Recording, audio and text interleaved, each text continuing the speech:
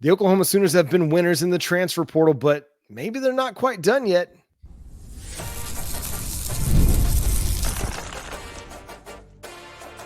You are Locked On Sooners, your daily podcast on the Oklahoma Sooners. Part of the Locked On Podcast Network, your team every day.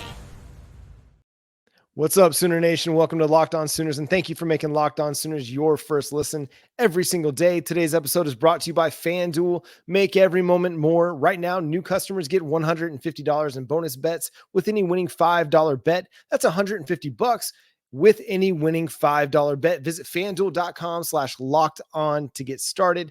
My name is John Williams. You can follow me on Twitter at John9Williams. My buddy here is Josh Helmer. You can follow him on Twitter at JoshOnRef. You can also hear him Monday through Friday from 9 to noon on the KREF Sports app. The show is at Locked On Sooners. Make sure you hit that subscribe button and that notification bell to let you know when new episodes drop. Josh, the Oklahoma Sooners are not done in the transfer portal. We thought Dominic Williams was kind of that last domino to fall. Then Jermaine Lole, he decided to flip his commitment to the Texas Longhorns, and lo and behold, Oklahoma is pursuing another defensive tackle. Yeah, and it makes sense. The immediate reaction, I think, from a lot of Oklahoma fans was, okay, well, you would have liked to have kept Jermaine Lole from a depth standpoint, but you wondered, okay, does this open the door up for Oklahoma to go try and be additive again? And would that be right back along the defensive line? And it seems, John, based on a number of the reports that are out there from Parker Thune, Josh McCuistion, Pete Nakos. I mean, there's a ton of paywall articles out there, and just want to give OUInsider, SoonerScoop, everybody credit, because everybody's been reporting this thing. Adin Huntington, who is a defensive lineman from Louisiana Monroe, is the reported target for Oklahoma. So Adin Huntington, 4 years at the collegiate level, played his first 3 seasons in the MAC at Kent State, 2 games in 2020 as a freshman and 13 games in 2021. In those 13 games, 34 total tackles, 7 tackles for loss, and 3 sacks. And then bit by the injury bug again in 2022 with Kent State before going to Louisiana Monroe, and then had a pretty nice season, 63 total tackles, 16 tackles for loss, and 8.5 sacks, not 80.5, but 8.5 sacks. So an intriguing prospect for sure for the Oklahoma Sooners and Todd Bates to fill out that defensive line rotation. You know, I think about this and you think, okay, why do they need to add another defensive tackle? They seem to be pretty well loaded at that position. And it's true. I think if you look at just the general depth at defensive tackle, with Dominic Williams, Dejon Terry, Grayson Halton, David Stone, Jaden Jackson, you look at that group and you think, okay, that's a pretty solid 5, but you're still considering 2 true freshmen as part of that rotation. If you add another guy like an Adin Huntington, you bring a dude with a lot of experience, more than 30 games of college experience to the Sooners to add to that 3 technique, that defensive tackle position that plays between the guard and the tackle. He's not a nose tackle. He's not going to be lining up over the center. He's not going to be somebody you're expecting to take on a bunch of double teams, but he is a dude with some juice. It's got some pass rush ability and the ability to penetrate and get into the backfield, kind of like a Grayson Halton. Now, a little bit lighter than Grayson Halton, but again, you add him into a rotation that at 3 technique or that other defensive tackle spot with Halton, Huntington, and David Stone, and man, you're cooking pretty good. And you've got 3 guys that you feel really good about, and you're not overexposing your true freshman defensive tackles.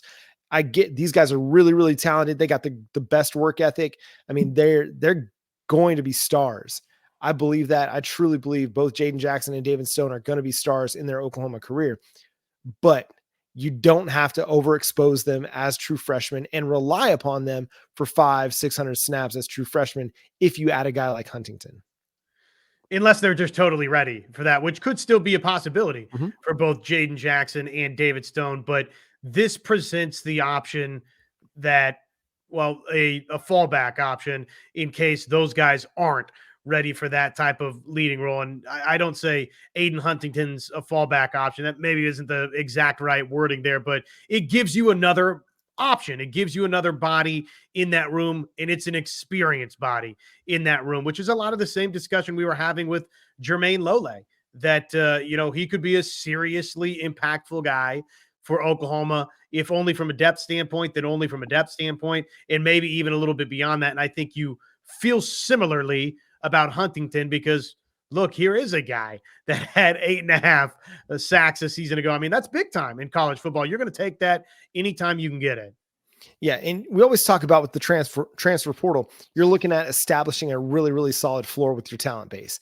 And if your young guys that come through like a Jaden Jackson or David Stone, they raise that floor, or they beat out a guy like Huntington, or, say a Jaden Jackson beats out a Dejon Terry or a Dominic Williams for snaps, then great. That's a great problem to have. But you want to have a bit of security a little bit, and having a veteran, a guy that's played a lot of college football in your two deep, that provides you a little bit of security, a little bit of a safety net in case those guys aren't ready for the grind. And it's no like shot at them if they're not. It's hard to go from playing high school football to playing on the interior of the defensive line against SEC competition in your first year. That's just the reality. And it's just part of development. Development's going to take place, but this just allows you a little bit safer floor on what that two deep rotation is going to look like. And again, you're expecting Jaden Jackson, David Stone, you're Grayson Halton, even you're expecting these guys to take steps and become significant players in your defensive tackle rotation, but they haven't done that yet.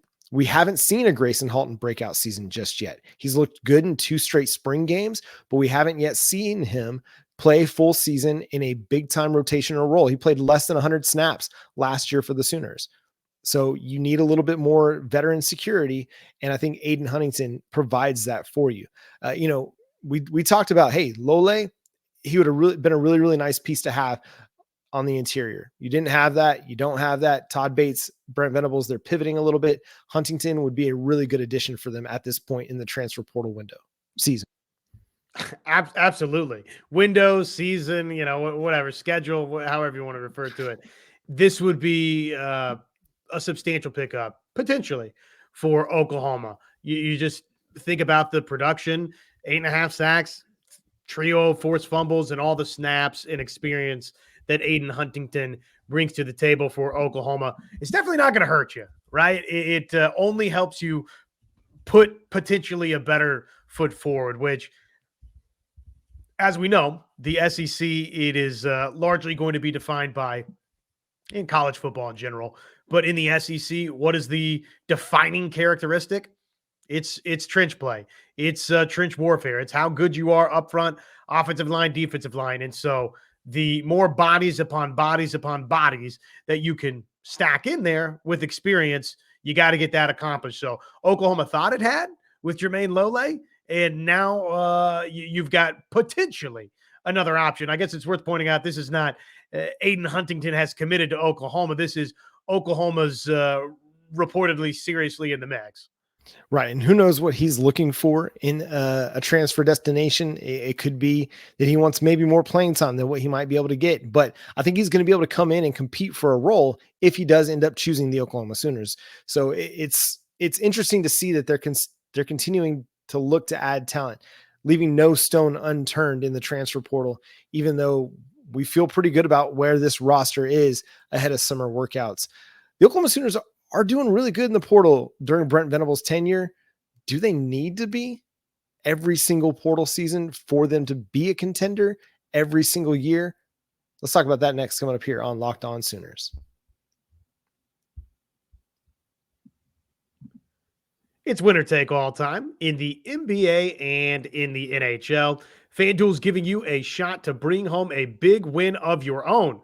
Right now, new customers get $150 in bonus bets with any winning $5 bet. That's $150 to bet on spreads, money lines, player props, and more. Visit FanDuel.com/lockedon. Make every playoff shot count with FanDuel, America's #1 sportsbook. So we've talked about Dominic Williams. We've talked about Branson Hickman, the center addition from SMU, and both are going to be impactful players for the Oklahoma Sooners. Josh Pate, 247 Sports, and the Late Kick Show, also ESPN, believe that Oklahoma has been one of the winners of the transfer portal season. Pate called them a winner. ESPN had them with the number 4 spring portal class with Williams and with Hickman. Just those 2 players alone, I think it's a significant move in the right direction in adding talent. So Josh, you posed the question. I thought it was a really, really good one. Does Oklahoma need to consistently win in the transfer portal for them to be a contender year after year after year? Yes, I think so. The hope would be that you can get a Dion Burks or a Dominic Williams and maybe not have to get the plethora of names, particularly in this instance along the offensive line. I mean, Oklahoma really had to go find all sorts of numbers there to help itself. Tight end, another position group where you had to go find 2 players out of the transfer portal to help yourself. So I don't know that continues for Oklahoma. I would imagine that within those 4 walls, Brent Venables and everybody else on staff is hoping that doesn't have to continue for Oklahoma. But in terms of the Dion Burks and Dominic Williams, at least one of those 2 types of names, most every winter or most every spring, yes, probably, right? I think so. They're doing such a really good job in the high school recruiting ranks. At the same time, those moves, Dion Burks, the Dominic Williams, those are the ones you want to add to supplement the talent that you've already got. I don't think they want to be a team that takes big transfer portal classes every offseason. I think they want to be kind of picky and choosy a little bit about who they're bringing in. They definitely don't want to be bringing in 4 offensive linemen to compete for jobs every single offseason. I think they want to be able to develop from within and let the guys like a Jacob Sexton and a Jake Taylor go earn roles, which I think we're going to see that, even though they brought in a Spencer Brown and, a Michael Tarkin and a Garion Hatchett, I think we're seeing that Jacob Sexton is going to earn a role, even though he's a tackler or a guard, and Jake Taylor seems to be the starting right tackle. So despite those transfer additions, your young guys are taking care of business and taking advantage of opportunities. A guy like Heath Ozida, I mean, he was running with the first team at different times during the spring. And so it wouldn't be surprising to see him get significant snaps, even though you added a guy like Garion Hatchett, who could play some left guard for you as well. Or you're using Tarkin at tackle and bumping Sexton to guard. So it's fascinating to see how this is going to continue to play out, because I think they want to continue to build through the high school ranks. And I think most teams probably want to do that, except for Deion Sanders. Deion Sanders is more than content to be the Porter Moser of college football and rebuild his team every single offseason through the transfer portal. But I think Brent Venables, he wants to be more high school recruiting heavy, because those are the relationships he's built the longest, and the guys that project with higher upside than transfer portal additions. But he's not going to be Dabo Swinney, and he's not going to say, no, we're not using the portal at all. He's going to take advantage of opportunities to get better when guys like a Dion Burks or a Dominic Williams, significant additions, are available. They're always going to be looking to add those guys. And I don't know that was the approach for Brent Venables coming to Oklahoma. I think he was more of the Dabo Swinney mindset, because he'd been there and been a part of it. It was very successful at Clemson, right? When you think about the timeline of Brent Venables coming to Oklahoma, tough to argue, right? With the track record of Clemson. Now, these last couple of years, maybe there's been more evidence, and I think Clemson fans would make the argument it's time, for Dabo Swinney to quote unquote join the modern age. Probably more and more pressure is mounting from the Clemson fan base in that regard. But give Brent Venables credit. I think he recognized that if that was sort of the mindset that we really don't want to be transfer portal heavy, and if we're going to use it, it's going to be very, very limited. He found out, no, we need to reshape this roster. And oh, by the way, if there's a great player or 2 out there at a position of need for us, we're not playing the game if we don't play the game. So I give credit to Brent Venables for recognizing, and I think adapting his strategy from at least what his game plan, his attack plan was coming into Oklahoma. I do think that has changed a little bit. I mean, I do think he's seen the benefit of utilizing the transfer portal. I mean, it brought him Dylan Gabriel. That was a huge addition. Angelo Anthony, another one, a guy that had an instant impact with this team. We're going to see like Key Lawrence. I mean, there's going to be several guys that you can point to during Brent Venables' tenure that were transfer additions. Tyler Guyton, another first-round draft pick for the Sooners, was a transfer addition. So being maybe selective about who you're going after, and maybe you're not going to have 15 to 20 transfer additions every offseason.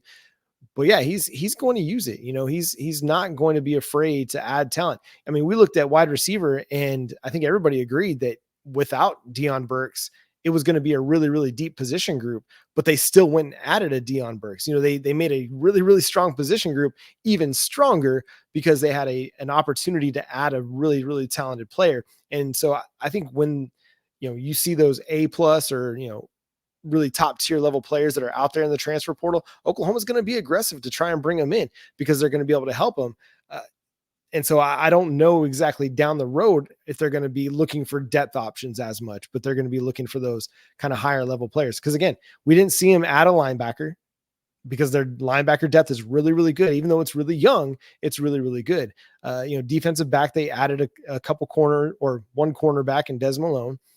So, I mean, I think they're being a little bit selective, but when there's opportunities to add talent, they are taking advantage of those, and they're being aggressive in doing so with Deion Burks, with Dominic Williams, and making sure that they are big time players. And that's the thing that Josh Pate pointed out, is that Oklahoma's not sitting back and letting the game come to them. They're being out there and getting aggressive and targeting the players that they want and making sure that they're big time players in those recruitments, in the transfer portal, in the high school recruiting ranks. And I think that's the best thing that we can say right now about what Brent Venables and his staff have done off the field, is the way that they recruit. It's going to keep them in that upper echelon of college football teams. I think for a long time, that transfer portal recruitment, though, that's going to help get them over the top. And Deion Burks, Dominic Williams, those are two guys that can help get them over the top this year. And, one of the things that we talked about several months back when the early winter transfer portal window opened was those first couple of names.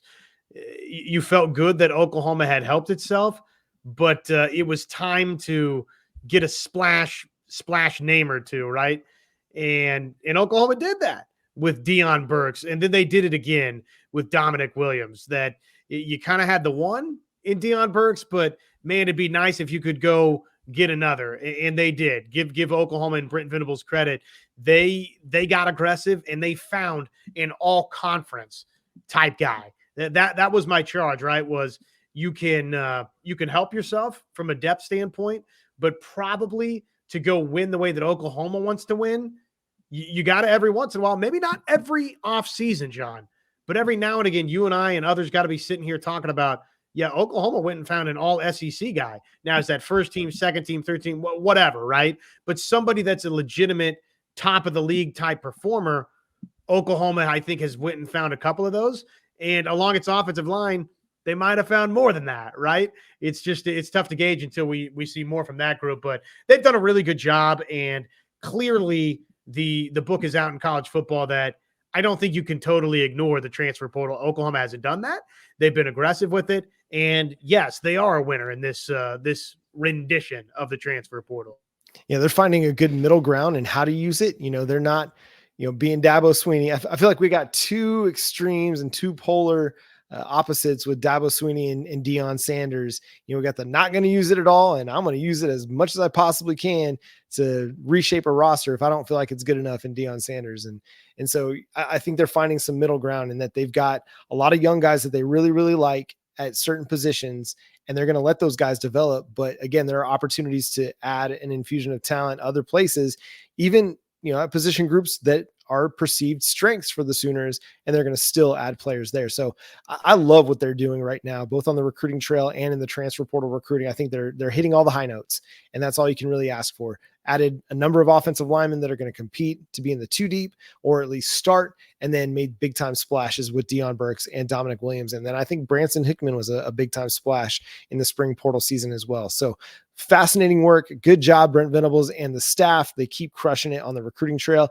So it makes you wonder, how come Brent Venables is not one of Brandon Marcello of 247 Sports' top 30 coaches?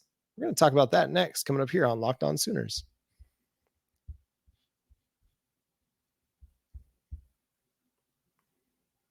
So Brandon Marcello, CBS Sports 247 Sports fame, released his top 30 coaches in college football, and Brent Venables was not one of them. So Josh, stop me when you feel like, okay, it's definitive that this coach is better than Brent Venables, or we could even do the would you rather Brent Venables, or let's start with Mike Elko, Texas A&M. Who would you rather have? Brent Venables. Brent Venables. Mike Elko did a really good job with Duke, but remains to be seen what he's going to do in that type of situation, that type of pressure. A&M. Brent Venables has won national championships as a defensive coordinator and done it in multiple stops. And the way that Brent Venables has recruited at Oklahoma, I'm going to take my chances with Brent Venables right now and into the future against Mike Elko. Marcus Freeman is a guy that I really like. He comes in at number 29. I think he's a really good coach, but he kind of inherited a pretty good program with Brian Kelly, and just kind of stepped into the role. Not to say he's a bad coach. I think he's doing a really good job there. Another guy that's hitting the high notes in the transfer portal, but I kind of want to take Brent Venables here. Yeah, I probably close to a wash between those two for right now, and need more information on both. Year one was okay for Marcus Freeman, and year two you don't feel like you morphed into this national power at Notre Dame, and there was some expectations with what they did out of the transfer portal that maybe they would be more of a national player this past season. They weren't. So I don't know. I like Marcus Freeman too. I find him to be a likable guy, seems to be a dynamic recruiter. I think that he can do big things at Notre Dame, but it's too early for me to say that he's definitively a better coach than Brent Venables or vice versa as a head coach. All right, Brent Venables versus Matt Campbell. Choose your fighter. Probably Brent Venables. I like Matt Campbell a lot. I think he's done it's just so hard to gauge Iowa State versus Oklahoma. The beast is so much different, and we've not seen Matt Campbell sit in this type of chair, though he's obviously been a head coach for longer, and you can always argue what he's done at Iowa State is, to this point, more impressive than what Brent Venables has done at Oklahoma, given the resources, recruiting, on and on and on. There's a lot of things to like about Matt Campbell. If you're telling me long-term where we turn around and look back at this 10, 15 years from now, I think we'll say Brent Venables. Eli Drinkwitz or Brent Venables. Now, this is a guy that won his first 10-win season this past year after 3 seasons with 6 wins at Missouri. I'm Brent Venables. I mean, I get that they improved, had a great season from Brady Cook and Luther Bird, and I think they have a solid trajectory with Drinkwitz at Mizzou. But, I mean, you cannot discount Brent Venables' success on the defensive side of the football for the last 30 years just because he had 1 6-win season. In year 2 at Oklahoma, he had his 10-win season. It took Drink 4 seasons to get to 10 wins. Yeah, I think it's Brent Venables, and Drinkwitz, there's definitely been some lows in there. Good thing is this one, you start to decide as soon as this fall between those two. All right, so I'm going to run off the next few, and you can tell me if any of those guys you'd rather have, or at least you think are comparable to Brent Venables. Number 26, Willie Fritz at Houston, Mark Stoops from Kentucky, Mac Brown at North Carolina, Dave Clawson at Wake Forest, Sonny Dykes at TCU, and Jed Fish at Washington. Any of those guys intrigue you as much as Brent Venables or more than? I don't know as much or more than. Mac Brown's obviously a great coach, national championship winning coach. And, even though Bob Stoops kind of owned the series and did it for a long time, Mac Brown had Texas humming throughout a large portion of that, the 2000s. And his return to North Carolina, I think, has been pretty impressive. So he's an established coach. I don't have a problem with Mac Brown being ranked in front of Brent Venables as a coach right now. But the question of who would you rather have, there's Kirby Smart, and there's I don't know that there's too many other names. Dabo Swinney, I guess, based on longevity in the national championships that he's won, that you would say I'd rather have that. But as a person, I like Brent Venables. Like, there's not many guys that I'd rather have. I don't know if there is anybody that I'd rather have than Brent Venables, but in terms of just accomplishments, Kirby Smart, Dabo Sweeney, those would be about the only names. Yeah, I think in recent years, obviously Kirby Smart kind of sits head and shoulders above everybody. But, let's just look at the top 5. Kirby Smart, Ryan Day, Dan Lanning, Dabo Sweeney, Mike Norvell. I thought that Dan Lanning at number 3 was pretty fascinating. 2 solid years at Oregon, but they're not a contender yet. So why are they sitting there at number 3? Yeah, he needs to take Dylan Gabriel and go win the Big Ten and be either the national champion at year's end or have legitimately been a factor to be among some of those other names. Ryan Day, he's done a lot of good things. He's done a lot of really good things at Ohio State, except beat Michigan here of late. Yeah. That's obviously been the big problem for Ryan Day. So Ryan Day would be another name that I would entertain, in terms of accomplishments in front of Brent Venables. But again, if you're asking me who would you rather have, well, I'd rather have Brent Venables. Yeah. Lincoln Riley comes in at number 8. I think the shine is kind of slowly fading off of Lincoln Riley at USC. Well, I think everybody's satisfied to have Brent Venables over Lincoln Riley. The book feels out more than ever before with Lincoln Riley that he's just, and I actually, a part of me kind of hates it for Lincoln Riley. I don't need the guy that left Oklahoma and basically told everybody that Oklahoma wasn't good enough for me to necessarily have a world of success. But the inability or the unwillingness to truly understand that you can't ignore the defensive side of the football and go win big. I almost feel bad for the guy on some level, but no, would I rather have him than Brent Venables? Absolutely not. This thing is on such a good trajectory with Brent because he values both sides of the football. And this next group of names I find really interesting. Mike Gundy at 10, Chris Kleiman 11, Steve Sarkisian at 12. I'm surprised that they've got Sarkisian behind Kleiman and Gundy, even though Sarkisian took a long time to really find big time success. James Franklin, Lane Kiffin, Lance Leipold. Those are kind of the 10 through 15 names. And listen, I think a lot of those guys have been really, really good and successful coaches. There's not anybody that I'm saying, okay, has a better trajectory than Brent Venables does at Oklahoma right now. Chris Kleiman and Lance Leipold are both very impressive. Leipold in particular, because of the desert that Kansas was walking in for, a decade plus post Mark Mangino and the roster mess that was created by Charlie Wise. So that's been impressive what he's done. Kleiman, similar in the sense that you just don't have the same access to recruiting resources and victories that you would at an Oklahoma, and he's won a conference championship. So I think those two are tremendous coaches. I like each of them a lot. I could entertain arguments that certainly Kleiman or Leipold could both be ranked higher on the list.